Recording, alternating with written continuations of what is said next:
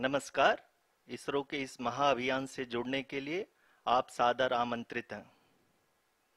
मैं पद्मदेव मिश्रा अपने को-होस्ट श्रीमती आरुषि सेठ के साथ आप सभी को और देश विदेश से जुड़े सभी दर्शकों का हार्दिक अभिनंदन और स्वागत करता हूं। 23 अगस्त 2023 आज की शाम इसरो के वैज्ञानिकों और सभी अंतरिक्ष वैज्ञानिकों के साथ लैंडर मॉड्यूल को चंद्रमा के सतह पर उतरने के ऐतिहासिक पलों को देखने के लिए तैयार और उत्सुक हैं। जी हाँ, इसरो के गौरवपूर्ण इतिहास में एक और अध्याय जुड़ने जा रहा है और आज हम सब लोग इसके साक्षी बनेंगे। आप ये सारे विजुअल्स अपने स्क्रीन पर इसरो के मिशन ऑपरेशन कॉम्प्लेक्स यानी मॉक से देख रहे हैं, जो कि बेंगलुरु में स्थित telemetry tracking and command network ISTRAC से प्रसारित किया जा रहा है। ये विजुअल्स आपको पावर डिसेंट के काउंटडाउन और उस पथ को प्रदर्शित कर रहा है जिस पे चलकर लैंडर आज चंद्रमा के साउथ पोल पे सेफ और सॉफ्ट लैंडिंग करेगा। आपको ध्यान दिला दूं, इस समय हम लोग पावर डिसेंट शुरू होने से लगभग 22 मिनट दूर हैं। जो दर्शक थोड़ी देर से जुड़े हैं उनकी जानकारी के लिए बता दें, आप लोग इस ऐतिहासिक पल को इसरो के ऑफिशियल वेबसाइट, फेसबुक, ट्विटर और यूट्यूब पे भी देख सकते हैं। Honorable dignitaries, delegates, scientists, media personnel, and dear viewers, a very good evening to all of you. We at ISRO welcome you to the live coverage of India's prestigious Chandrayaan-3 mission's landing event on the lunar surface. These are the visuals from Mission Operation Complex at ISRO's Telemetry Tracking and Command Network, ISTRAC, situated in Namma, Bengaluru, Karnataka. I, Arushi Seth, and my colleague, Dr. Padamdeo Mishra, are your hosts for the evening and shall accompany you on the journey of the landing event from powered descent start to touchdown. Today, we shall be witnessing the final phase of the critical and most technologically challenging mission operations of Chandrayaan-3, wherein the lander module will be making a safe and soft landing on the surface of the moon. These display screens show the countdown to the power descent start as well as the path that will be followed by the lander module. We are 18 minutes away from the commencement of power descent. India is at the brink of creating history as we all await with bated breath to witness the landing on Moon's south polar region.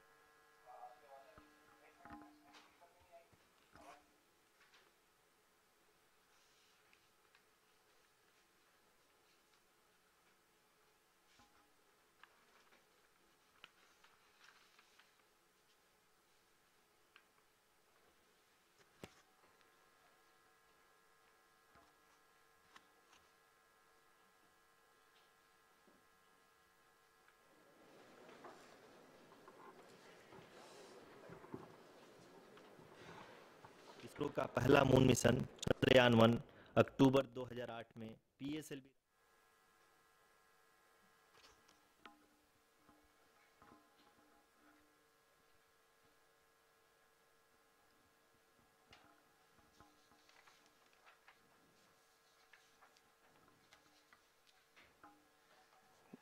धन्यवाद आरुषि। अगर मैं सही मायने में कहूं तो अंतरिक्ष का कोई भी मिशन हो और चाहे किसी भी देश के द्वारा संचालित किया जा रहा हो, इसरो मिशन की निश्चितता और अनिश्चितता के बीच बहुत ही महीन अंतर होता है, जिससे कि एक मिशन सफल या असफल होता है। लेकिन ना हम थके ना हम हारे। हमने पिछली कमियों को सुधारते हुए आज पूरी तरह से आश्वस्त किया है कि लैंडर मॉड्यूल निश्चित तौर पे चंद्रमा के सतह पर सेफ और सॉफ्ट लैंडिंग करेगा। सभी दर्शकों के जानकारी के लिए अब हम इसरो के अब तक के सभी लूनर मिशंस को संक्षिप्त विवरण प्रस्तुत करेंगे। जी हाँ, इसरो का पहला मून मिशन चंद्रयान-1 अक्टूबर 2008 में पीएसएलवी रॉकेट के द्वारा सफलतापूर्वक प्रक्षेपित किया गया था। चंद्रयान-1 ने चंद्रमा के सतह पर पानी की खोज करके पहले ही इतिहास रच चुका है। यही कारण है कि आजकल विश्व के तमाम अंतरिक्ष वैज्ञानिक और स्पेस एजेंसियां चंद्रमा को और करीब से जानने के लिए उत्सुक दिख रही हैं।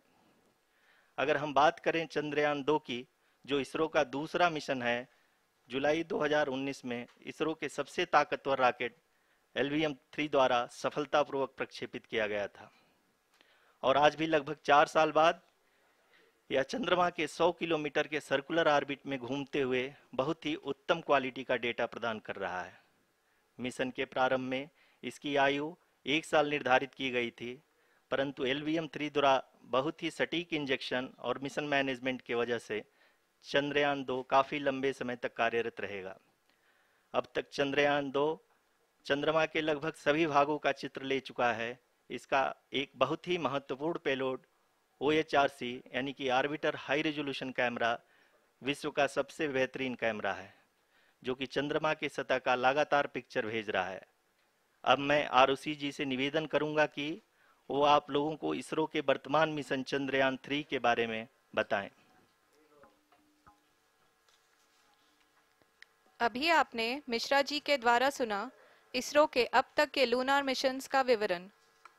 अब चलते हैं towards Chandrayaan 3, the follow-up mission of Chandrayaan 2, which has been designed to accomplish our mission goals. The primary objective of Chandrayaan 3 mission is the demonstration of safe and soft landing on the lunar surface.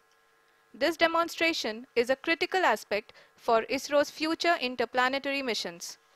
In addition to this, the mission objectives also include demonstration of roving capability and conduction of in situ scientific experiments on Moon's surface. Carried on the shoulders of India's heaviest rocket LVM-3 on the 14th of July, Chandrayaan 3 was placed in the precise elliptic parking orbit of size 170 by 36,500 kilometers.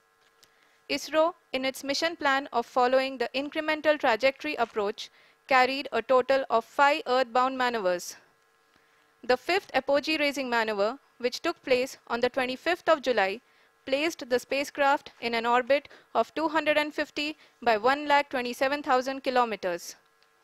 At the early hours of 1st August, the translunar injection was carried out, after which the composite module began the final leg of its long journey of nearly 3,84,000 kilometers for its rendezvous with the Moon. The TLI was a key step in the mission, enabling the spacecraft to escape Earth's gravitational pull and travel to the Moon. An orbit of 288 by 3,69,328 kilometers was achieved at the end of the translunar injection. जी हाँ, translunar injection किसी भी interplanetary mission के लिए बहुत ही आवश्यक परंतु कठिन operation होता है। इस सफल मैन्यूवर के बाद चंद्रयान 3 पृथ्वी से दूर निकलकर चंद्रमा के प्रभाव क्षेत्र में एक हाइपरबोलिक ट्रेजेक्टरी के द्वारा पहुंचाया गया। पुनः 5 अगस्त 2023 को लूनर ऑर्बिट इंसर्शन के द्वारा चंद्रयान 3 को 160 किलोमीटर के पेरिलून और 18,000 किलोमीटर के अपोलून के साथ चंद्रमा के इलिप्टिकल ऑर्बिट में स्थापित कर दिया गया। TLI के तरह LOI भी एक बहुत जटिल ऑपरेशन होता है। इसमें हमें यह ध्यान देना आवश्यक होता है कि उपग्रह के वेगमान को एक निश्चित बिंदु से घटाया जा सके, अन्यथा उपग्रह चंद्रमा के प्रभाव क्षेत्र से बाहर निकल जाएगा। LOI के सफलतापूर्वक परिचालन के बाद चंद्रयान 3 की कक्षा को 4 बार और परिवर्तित किया गया। इस दौरान चंद्रमा की अधिकतम ऊंचाई को घटाकर 160 किलोमीटर कर दिया गया। इस पूरी प्रक्रिया में प्रपल्सन मॉड्यूल का लगभग 755 किलोग्राम ईंधन का उपयोग हुआ और चंद्रयान 3 के वेगमान को लगभग 850 मीटर प्रति सेकंड कम कर दिया गया। लैंडर मॉड्यूल को लगभग 150 किलोमीटर के सर्कुलर ऑर्बिट में स्थापित करने के बाद 17 अगस्त 2023 को प्रपल्सन मॉड्यूल से अलग कर दिया गया। पुनः लैंडर मॉडल के ऑर्बिट को 2 डीबूस्ट मैन्यूवर्स के द्वारा 150 किलोमीटर के सर्कुलर ऑर्बिट से घटाकर 25 गुणे 130 किलोमीटर के एलिप्टिकल ऑर्बिट में स्थापित कर दिया गया। इस दौरान यह भी सुनिश्चित कर दिया गया कि 800 न्यूटन के चारों थ्रोटेबल थ्रस्टर्स पावर डिसेंट के समय किसी भी चुनौती का सामना कर सकें। लैंडर मॉड्यूल इस ऑर्बिट में 4 दिन तक चंद्रमा की परिक्रमा करता रहा, ताकि इसके सभी सब सिस्टम को पावर डिसेंट से पहले कार्यात्मक रूप से वेरीफाई और वैलिडेट किया जा सके। इस दौरान चंद्रयान 2 और लैंडर मॉड्यूल की आपस में बातचीत भी हो चुकी है। और संक्षेप में अब तक की यात्रा की बात करें तो लैंडर मॉड्यूल अब तक 21 बार पृथ्वी के और लगभग 120 बार चंद्रमा का चक्कर लगा चुका है, और इस पूरी यात्रा में लगभग 55 लाख किलोमीटर की यात्रा भी पूरी कर चुका है। अब तक के इस पूरे अभियान में यह भी सुनिश्चित किया गया कि सारे ऑर्बिट मैन्यूअर्स इस प्रकार किए जाएं कि लैंडिंग साइट पावर डिसेंट की शुरुआत से ही लैंडर के ऑर्बिटल प्लेन में बना रहे।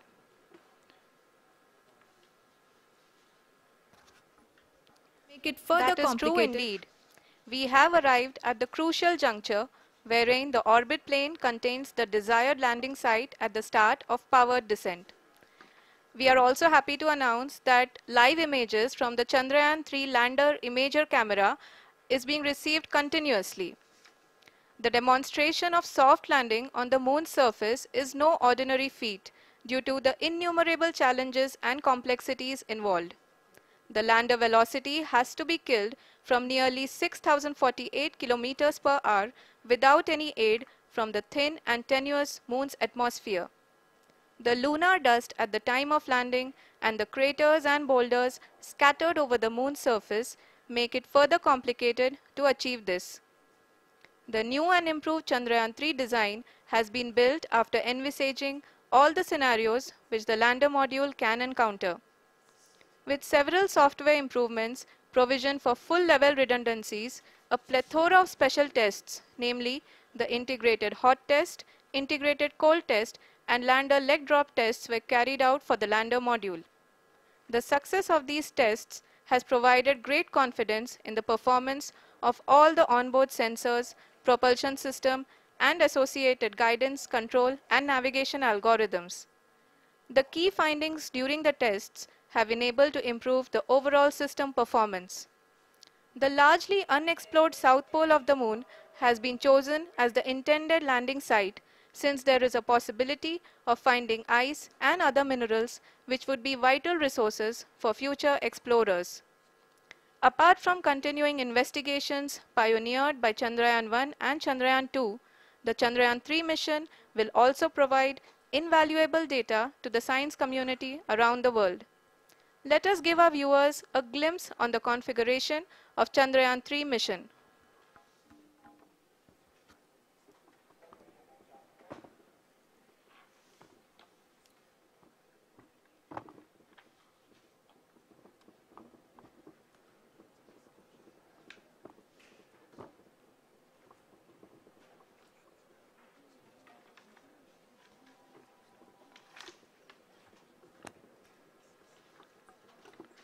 चंद्रयान 3 का मिशन प्लान लगभग चंद्रयान 2 के तरह ही बनाया गया है।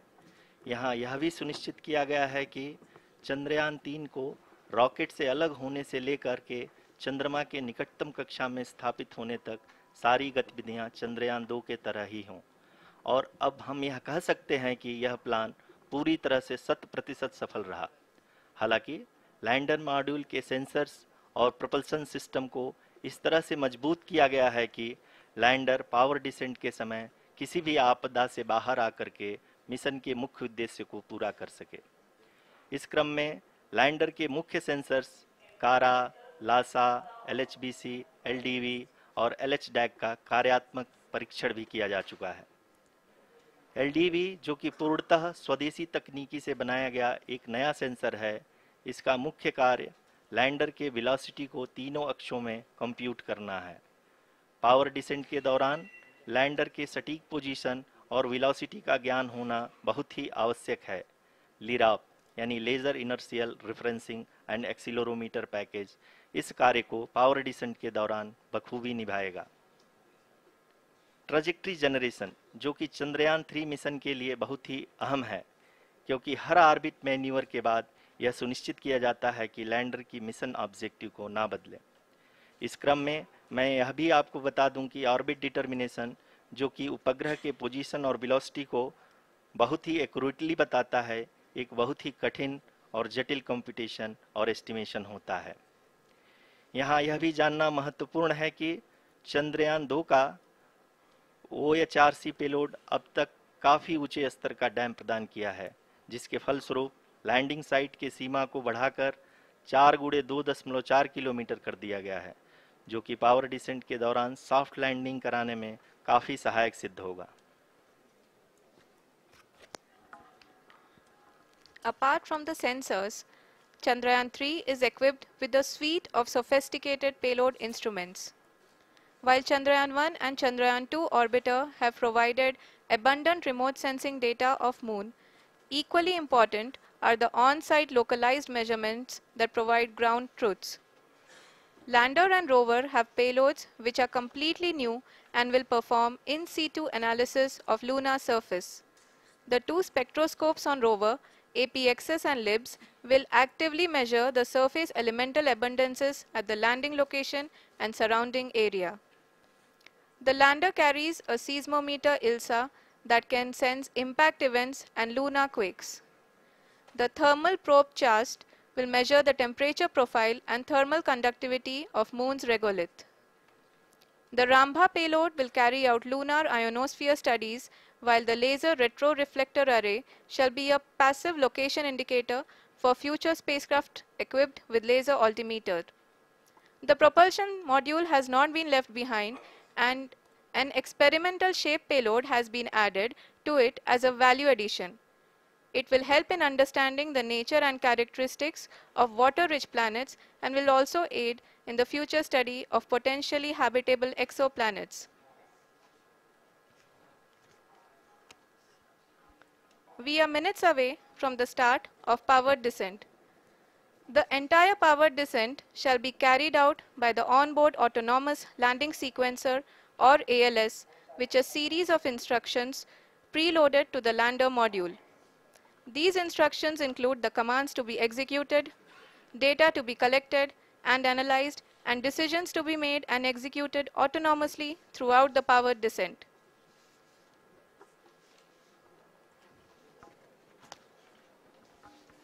जी हाँ, अब हम पावर डिसेंट के बहुत ही करीब आ चुके हैं।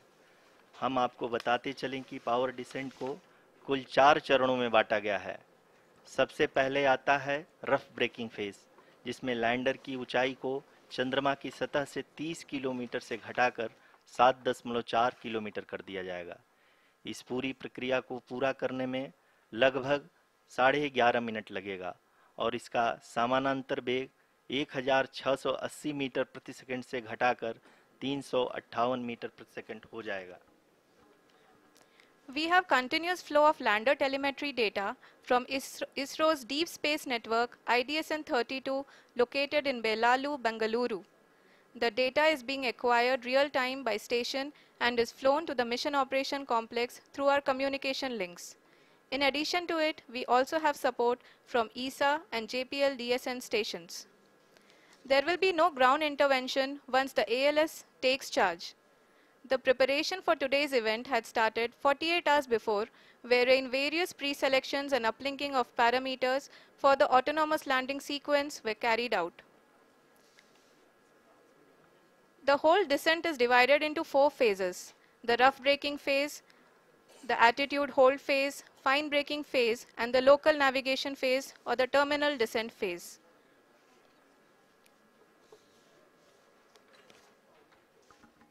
जी हाँ, एटीट्यूड होल्ड फेज, जो कि पावर डिसेंट का दूसरा चरण है, एक बहुत ही महत्वपूर्ण फेज है।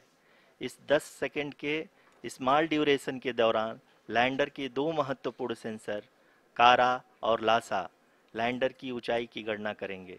इस फेज के पूरा होते ही लैंडर चंद्रमा के सतह से कुल 6.8 किलोमीटर की ऊंचाई पर होगा। During the rough braking phase, the lander velocity shall be brought down from 1680 meters per second to 358 meters per second. The altitude will be brought down from 30 kilometers to 7.4 kilometers at the end of rough braking.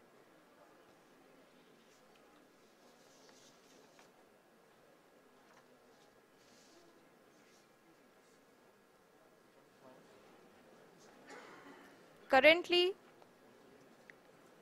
we can see the scientists are analyzing the lander data.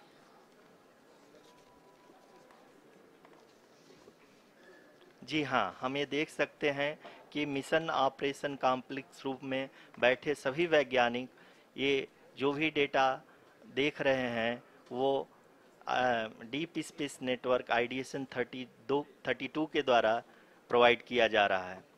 और अगर हम अब बात करें power descent के तीसरे चरण का, जो कि फाइन ब्रेकिंग फेज होगा, जिसमें लैंडिंग साइट से जस्ट 800 मीटर की ऊंचाई पर वर्टिकली होगा।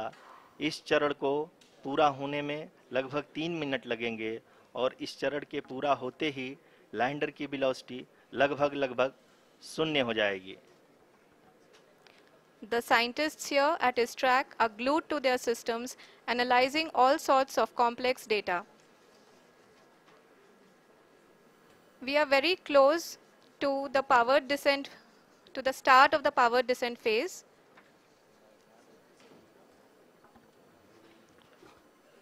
जी हाँ, अगर हम अब बात करें पावर डिसेंट के चौथे और अंतिम चरण का, जो कि लोकल नेविगेशन फेज या टर्मिनल डिसेंट फेज भी कहा जाता है, इस दौरान लैंडर के 2 इंजन बंद कर दिए जाएंगे और लैंडर के सेंसरों द्वारा इसके हाइट और वेलोसिटी की गणना इनर्शियल नेविगेशन को भेज दिया जाएगा।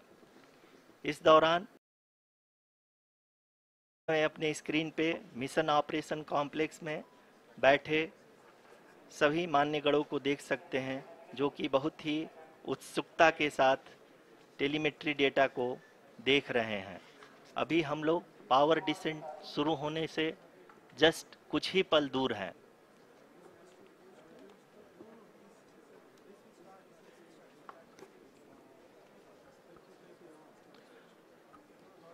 पावर डिसेंट शुरू होने में लगभग 30 सेकंड ही बचा है और हमको ये सारे data mission operation complex room में आईडीएसन 32 के द्वारा, जो कि लगातार लैंडर के कनेक्शन में बना हुआ है, प्रदान कर रहा है। Dear viewers, the pivotal power descent has begun and the lander module is propelling towards the moon's surface along the intended trajectory.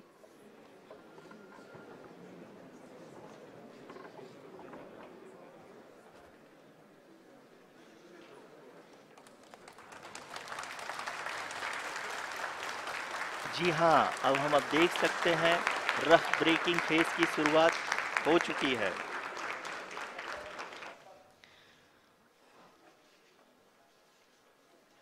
During this rough braking phase, the lander velocity shall be brought down from 1680 meters per second to 358 meters per second. The altitude will be brought down from 30 kilometers to 7.4 kilometers at the end of rough braking.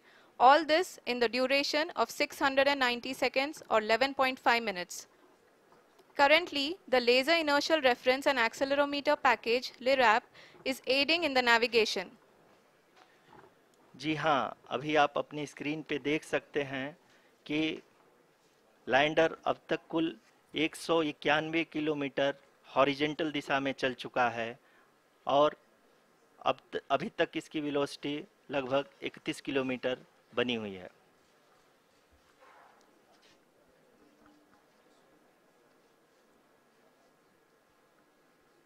The lander module has traveled a distance of approximately 228 kilometers. The complete downrange that will be traveled during this phase shall be nearly 713.5 kilometers.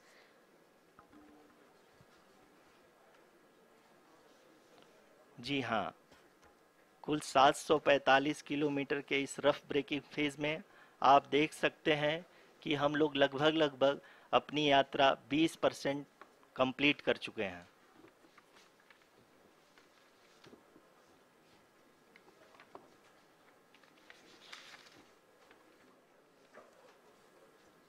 Power descent की यह शुरुआत हम कह सकते हैं कि बहुत ही सटीक और सधी हुई है, जिसमें लैंडर अपने वेगमान को अनुमानित तरीके से घटा रहा है।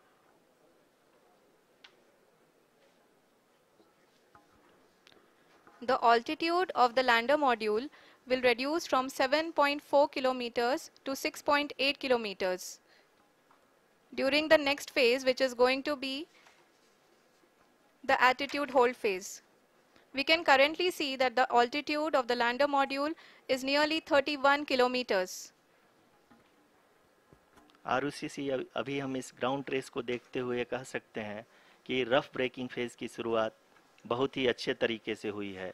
आप ये देख सकती हैं कि जो भी प्रोजेक्टेड ग्राउंड ट्रेस है उसी पे अपना लैंडर मॉड्यूल आगे चलते हुए बढ़ रहा है। अभी तक ये देखा जा सकता है कि लैंडर मॉड्यूल लगभग 370 किलोमीटर क्षैतिज दिशा में चल चुका है। The mission operations team is analyzing the data. We can all see the seriousness and the concentration with which each and every parameter of the lander module is being analyzed. The performance so far seems to be nominal. जी आरुषि, चूंकि ALS activate किया जा चुका है इसलिए ground से कोई commanding नहीं की जा रही है। इस दौरान आपके स्क्रीन पे सारे डेटा इसरो के डीप स्पेस नेटवर्क से रियल टाइम में आ रहे हैं। इस मिशन में सेकेंड और थर्ड ऑर्डर गाइडेंस पॉलिनोमियल का प्रयोग हुआ है जो कि इनर्शियल थ्रस्ट और एंगल के हमेशा सुनिश्चित करेगा। During the entire descent, there is no ground intervention as the ALS has taken charge. The preparation for today's event had started nearly 48 hours before, wherein various pre-selections and uplinking of parameters were done. We can see that the vertical velocity of the lander module has been brought down.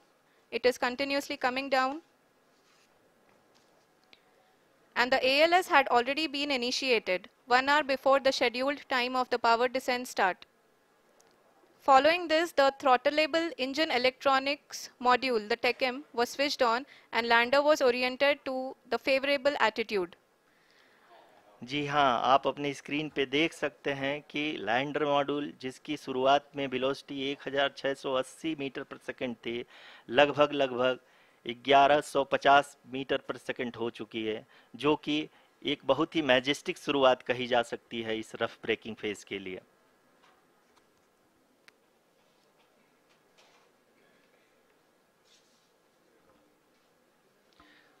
यहाँ पे मैं आपको ये भी बताते चलूँ कि आप अपने स्क्रीन पे देख सकते हैं कि द लैंडर मॉड्यूल का आल्टीट्यूड धीरे धीरे अब कम होता हुआ दिख रहा है और जो कि एक्सपेक्टेड भी है। अभी हम बात करें करंट आल्टीट्यूड की तो जो कि 28.6 किलोमीटर के आसपास है। आप स्क्रीन पर ये भी देख सकते हैं Chandrayaan 3 lander imager display. The lander imager is continuously taking photographs of the moon's surface, and that is also being streamed here. Currently, the horizontal velocity has been brought down and the distance traveled is 574 kilometers. The current altitude is 27 kilometers as can be seen on the screen. जी हाँ, करीब करीब अपने आधे सफ़र को पूरा करते हुए इस रफ ब्रेकिंग फेज में लैंडर बहुत ही आगे की तरफ बढ़ते हुए अपनी ऊंचाई को घटा रहा है। अगर अब बात करें तो लैंडर की ऊंचाई चंद्रमा के सतह से लगभग 27 किलोमीटर से नीचे हो चुकी है, करीब करीब 26.7 किलोमीटर के आसपास है। The next phase after the rough braking phase is the attitude hold phase, which will be for a duration of nearly 10 seconds. The lander will be oriented such that both the altimeters will be looking exactly towards the moon's surface. At the end of this attitude hold phase, height measurement update to navigation system will be given from the laser and car band altimeters. Currently, we are in the middle of the rough braking phase. जी हाँ, अगर हम ध्यान से देखें तो लगभग 8 minute की यात्रा के बाद लैंडर अपनी हॉरिजेंटल वेलोसिटी को लगातार कम करते हुए अपनी ऊंचाई अभी की ऊंचाई के समय 24 किलोमीटर की ऊंचाई प्राप्त कर चुका है।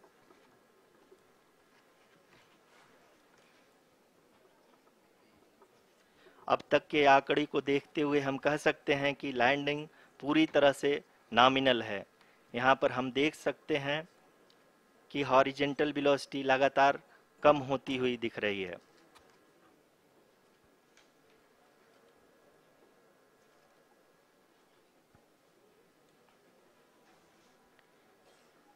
The altitude of lander from ground is currently 22 kilometer, which is again going to be coming down, and that is expected. For the viewers who have joined now, we are in the power descent phase, and we are in the rough braking phase, which is the first phase of the power descent. We have currently traveled a downrange of 697 kilometers, and the downrange that has to be traveled during this phase is 713.5 kilometers. जी हाँ, अभी आप देख सकते हैं कि lander की horizontal velocity लगभग 720 metre प्रति सेकंड हो गई है। लगभग हम ये कह सकते हैं कि 900 मीटर प्रति सेकंड वेलोसिटी को कम किया जा चुका है।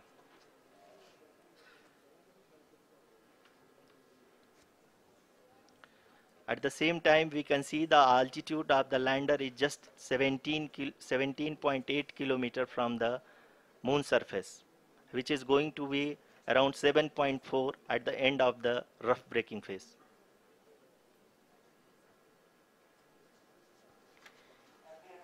इस फेज के बाद हम जाएंगे towards the attitude hold phase, where we will be expecting sensor update from the laser and car band altimeters.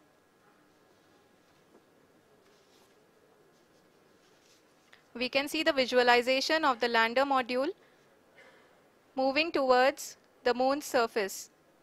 The current altitude is nearly 15.2 kilometers, and the distance traveled is 754 kilometers. We can also see the image that the lander imager camera has been providing. जी हाँ, इस rough breaking phase के दौरान 800 Newton के चारों throttle engine अपने कार्य को पूरी तरह से अंजाम दे रहे हैं और लैंडर के हॉरिजॉन्टल वेलोसिटी को लगातार कम कर रहे हैं। अब तक लैंडर लगभग अपने 75 से 80% की यात्रा को पूरा कर चुका है।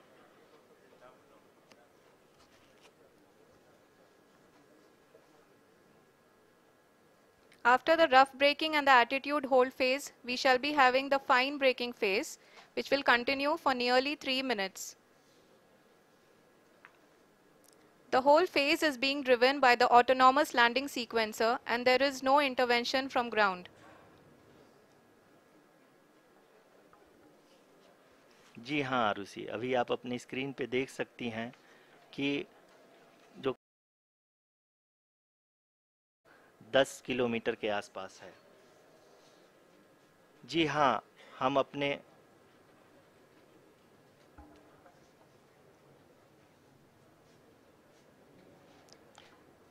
जी हाँ, हमारे प्रधानमंत्री जी श्री नरेंद्र मोदी जी हम सभी का उत्साहवर्धन करने के लिए दक्षिणी अफ्रीका के जोहानसबर्ग से जुड़ गए हैं।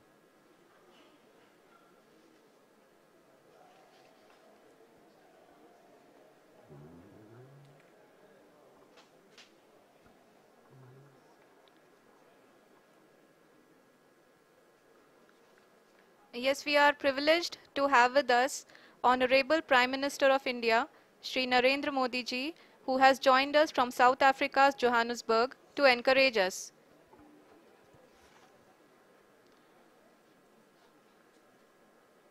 जी हाँ, आप ये देख सकते हैं एल्टीट्यूड होल्ड फेस भी बहुत ही आसानी से लैंडर फेस ने पार कर लिया है और अब फाइन ब्रेकिंग की शुरुआत हो चुकी है। अभी हम ये देख सकते हैं कि लैंडर की ऊंचाई लगभग 5.6 किलोमीटर है, जो कि इस फेज के उपरांत लगभग 800 मीटर हो जाएगी।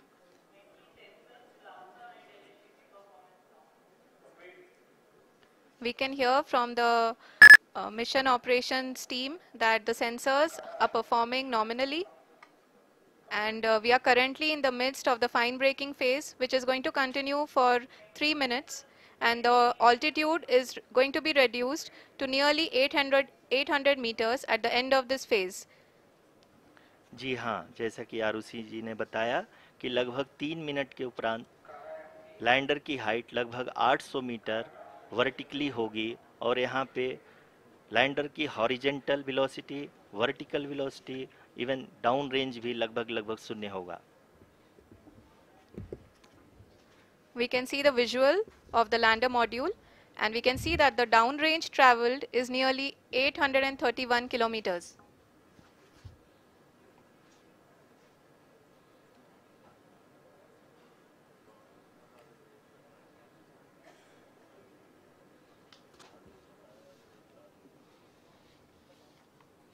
जी हाँ, आप अपनी स्क्रीन पे देख सकते हैं कि लैंडर की ऊंचाई अब चंद्रमा की सतह से लगभग 3 किलोमीटर से कम हो चुकी है। We are very close to the moon's surface, nearly 2.6 kilometers as we can see.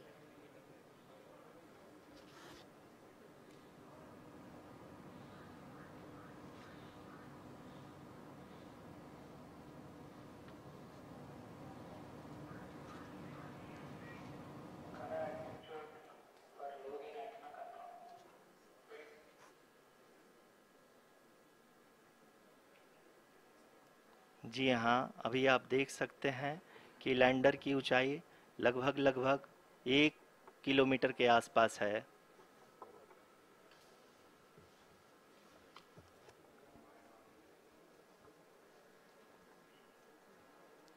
We are nearing the final phase of the power descent, which is going to be the vertical descent phase or the local navigation phase.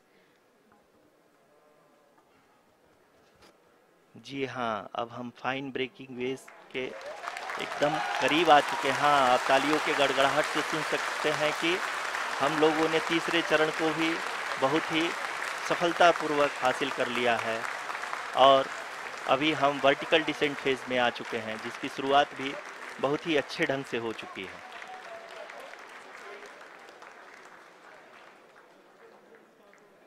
Lot of applause indicates that till now the performance has been nominal. We are in the vertical descent phase 1. The altitude is being brought down from 800 meters, and we are nearing and approaching the lunar surface. जी, आप अपनी screen पे देख सकते हैं कि lander का height लगातार कम होता जा रहा है। इस समय हम लैंडिंग साइट के जस्ट ऊपर हैं और इस समय इसकी ऊंचाई लगभग लगभग 600 मीटर के आसपास है। इस फेज के दौरान लगभग 150 मीटर के ऊंचाई पे पहुंचने के बाद लैंडर अगेन लगभग 20 से 22 सेकंड के लिए हॉवरिंग करेगा। We are above the landing site. The horizontal as well as the vertical velocity is now being constantly reduced, and the lander module has begun its descent towards the landing site.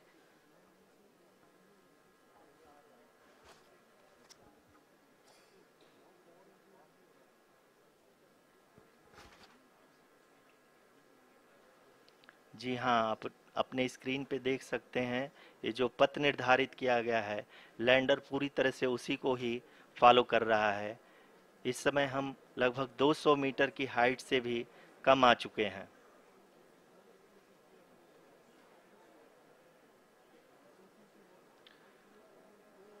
अब हम ये देख सकते हैं कि हम लगभग लगभग 150 मीटर की ऊंचाई पे हैं चंद्रमा के सतह से।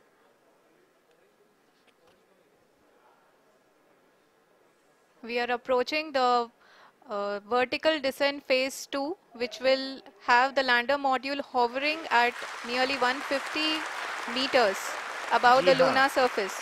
जी हाँ, आप इस तालियों के गड़गड़ाहट को सुन सकते हैं जो कि सेकंड हाइब्रिड फेज के कंप्लीट होने के बाद इन सारे वैज्ञानिकों के द्वारा की जा रही है।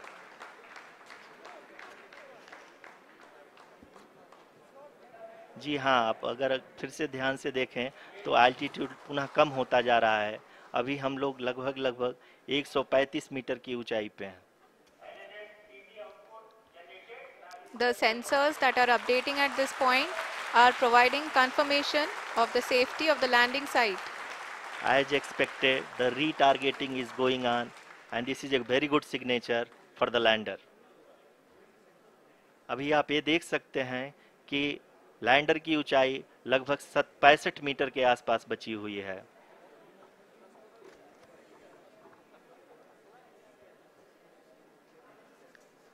Currently, only 2 engines are now being fired, and we are nearly at zero velocity, vertical and horizontal. We were hovering, and now we are approaching the moon's surface.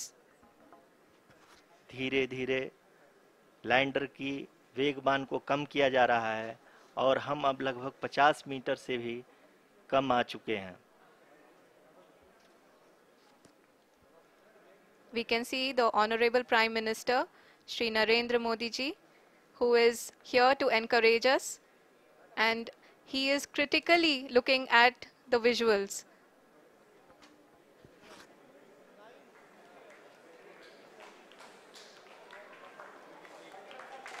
जी हाँ, आप अपने स्क्रीन पे देख सकते हैं कि हम lander module People are applauding.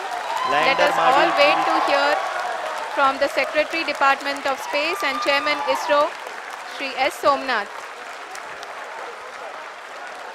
Lander module पूरी तरह से सेफली और सॉफ्टली चंद्रमा के सतह पे लैंड हो चुका है। ये हम लोगों के लिए बहुत ही गर्व की बात है।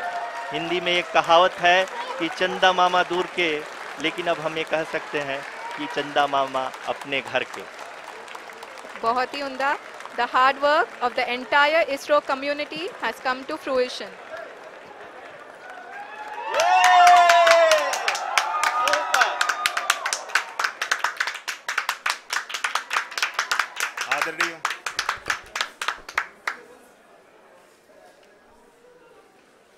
आदरणीय प्रधानमंत्री जी, नमस्कार। Sir, we have achieved soft landing on the moon. India is on the moon.